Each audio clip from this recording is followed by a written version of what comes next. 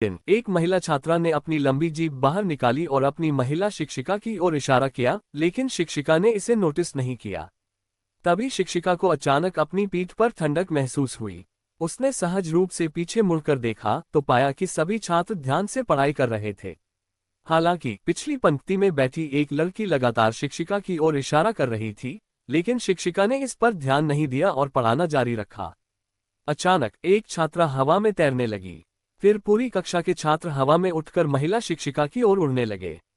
इस बार शिक्षिका को स्पष्ट रूप से झटका महसूस हुआ, लेकिन वह पीछे मुड़ने की हिम्मत नहीं कर पाई। जब छात्रा शिक्षिका के बिल्कुल पास पहुंचने वाली थी, तभी शिक्षिका अचानक पीछे मुड़ी। लेकिन ये देखकर वह दंग रह गई कि सभी छात्र अब भी शांत बैठे थे। अब शिक्षिका को महसूस हुआ कि ये छात्र साधारण नहीं हैं।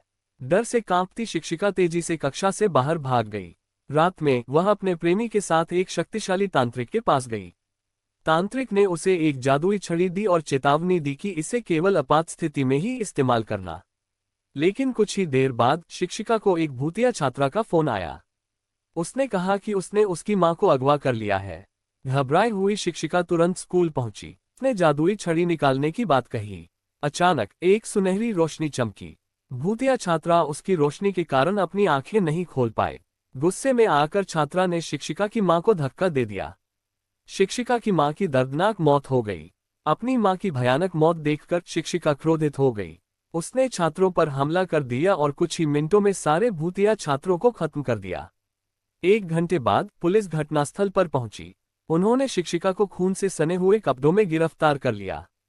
लेकिन सच्चाई सामने आई तो सब चौंक गए। शिक्षिका ने भूतों को नहीं, बल्कि 14 असली छात्रों को मार डाला था। और जो जादुई छड़ी उसने पकड़ी थी, वह वास्तव में सिर्फ एक साधारण पेचकस स्क्रूड्राइवर था। कहानी के अंत में शिक्षिका को मानसिक अस्पताल भेज दिया गया।